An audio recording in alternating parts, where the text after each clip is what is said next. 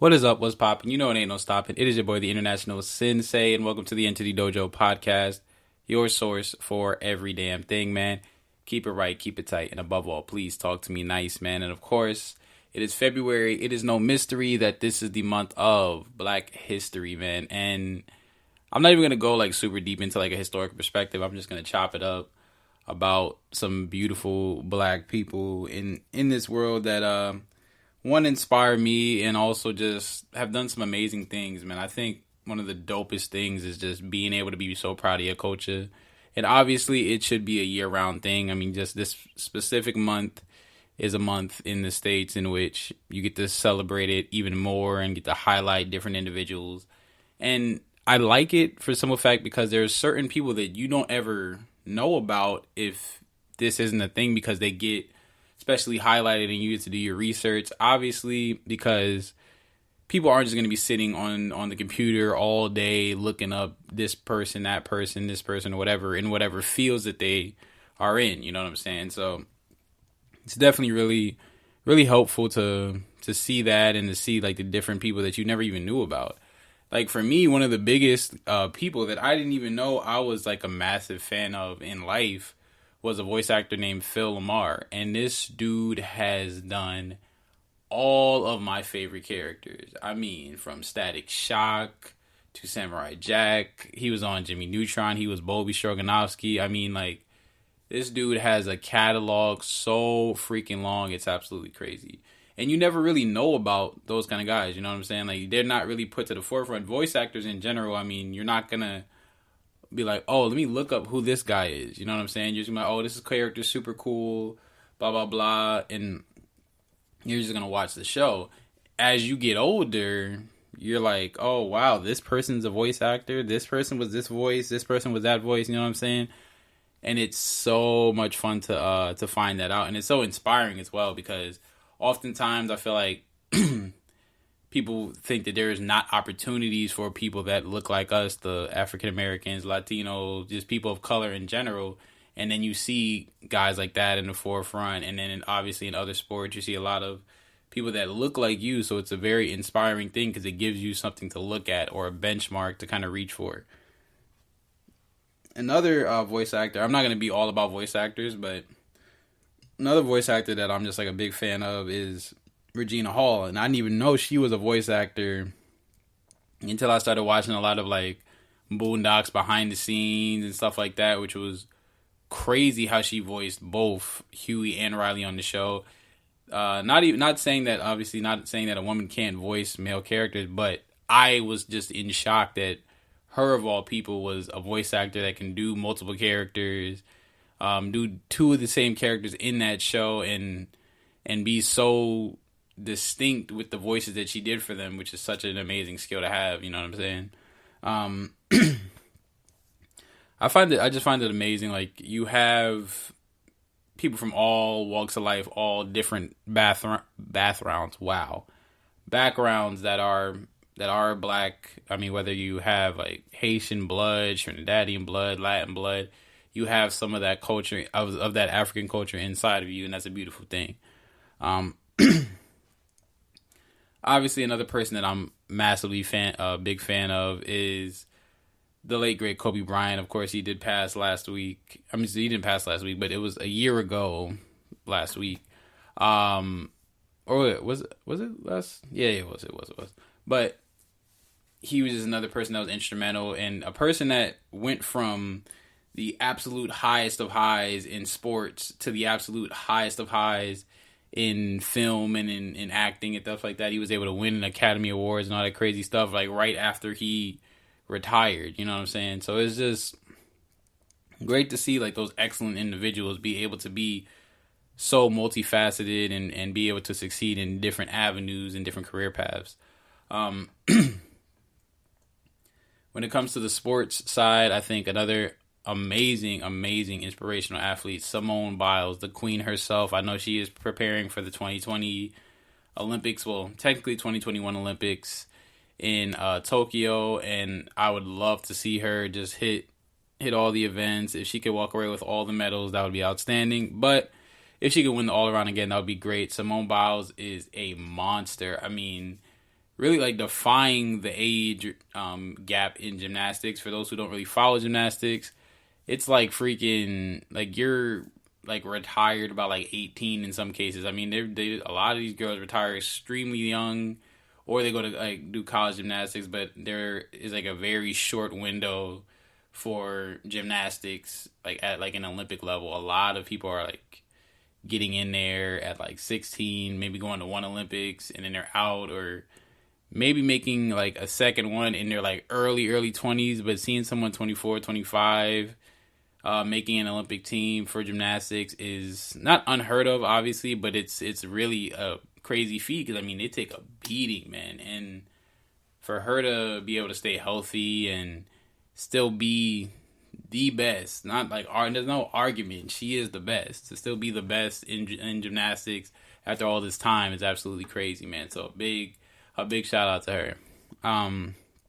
Shout out to just in general all of my African American stunt performers and actors and actresses and voiceover actors or whatever. Just anyone that is entertainment, the dancers, the like whatever you do, the trickers.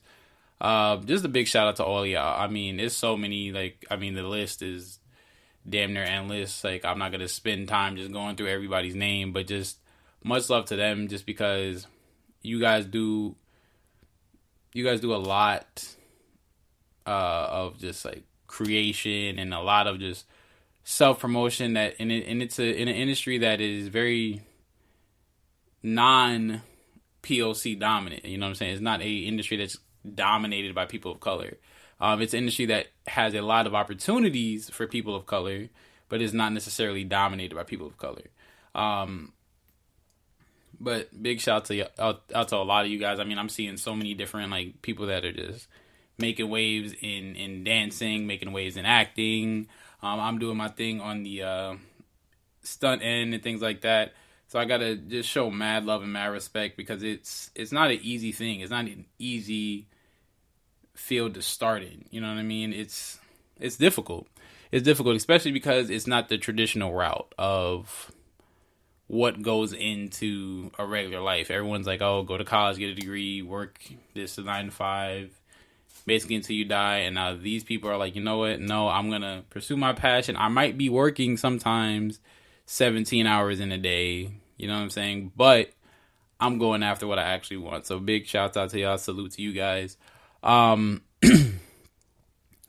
Another big thing that is very, very, I would say is very impactful is the fact that a lot of like black focused shows are incorporating a lot more of not necessarily modern, but current issues. I was just watching a clip from Black Lightning where police officers were jacking this kid up, throwing him on the ground, breaking his stuff, and one of the heroes got out of the car and basically put a stop to it. I'm not going to spoil it, but basically put a stop to it. And that's just something that we deal with on like a daily basis. We all, as young black men especially, we all wish we had the power to stop these things from happening. We all wish that we had the safety of walking down the street or driving in a car, and if a cop stops us, it's a routine traffic stop. We don't have to worry about getting the wrong guy on the wrong day and either having to fight for our lives or just being gunned down for no other reason than we were walking while black or driving while black. And I don't say that to put a damper on this conversation, and I don't say that to put a damper on this month, but I say that because it is a real issue. And the more shows and things like that talk about it, it's very helpful, because it shines a light on something that still is a problem and still needs to get fixed. On that, I think that it's just really a. Sorry, I just lost my train of thought. It's just really a big thing that continues to go on and needs to stop, but we really don't have a solution on how it should be stopped. I mean, there are obviously some things that you can do when it comes to hiring people to be officers, obviously making it longer than, like, I think the police academy is like 6 months or something. just making it a more strenuous process, psych evaluations, different things like that. But even then, I mean, there's always going to be someone that slips through the cracks, especially now with the infrastructure that's in there. I mean, nepotism is a thing, so you never know who's getting what, who's pulling the strings behind whatever. But that is just something that hopefully one day does get fixed, because as a black male, it is something that is very can be very trying at times, because you see growing up in an era of technology where everything is posted, everything gets seen, yet things still occur even though these things are seen.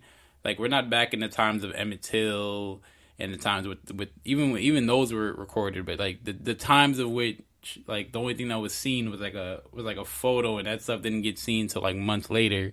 At the tip of my phone, I can see the whole world basically, and things still aren't getting done. So the more satire we have, and the more examples through television and media and things like that that we have to show how bad this problem is and that it still is such, hopefully the less this problem will be a thing. You know what I'm saying? But anyway, off of that, another like people I want to shout out is just the people that are working in their actual fields, that went to college and actually dreamt of working in specific fields. All my lawyers, my doctors, my engineers, all those people out there that are people of color, African Americans, who truly, truly, truly love what they do. They're not in it for the money. They're not in it for the paycheck. They're in it for the passion of it. And they so happen to make a substantial amount of money doing that. And I feel like that is just a thing that doesn't get talked about as much. I mean, I always talk about the flip side of people that get into situations in which they're not happy, people working at a job that they don't like because they've always wanted to do X, Y, Z. But I do want to shed some love and shed some light onto those people that went to school, love what they do, actually really are extremely talented at the fields that they chose, and are making good money doing that. So salute to you guys. Salute to all the doctors, lawyers, engineers out there, all the people out there that are trying to make their way in this world. All of my black independent business owners, shouts out to all of you guys, man. This is just more of a video just to show love, man. This is a beautiful month, Black History Month. If you do not know your history, life will always be a mystery, man. I am the International Sensei. This is the Entity Dojo Podcast. Follow me on Twitter at Sensei_Global21 and International_Sensei on Instagram, man. Thank you guys so much, and we must now exit the dojo. Us.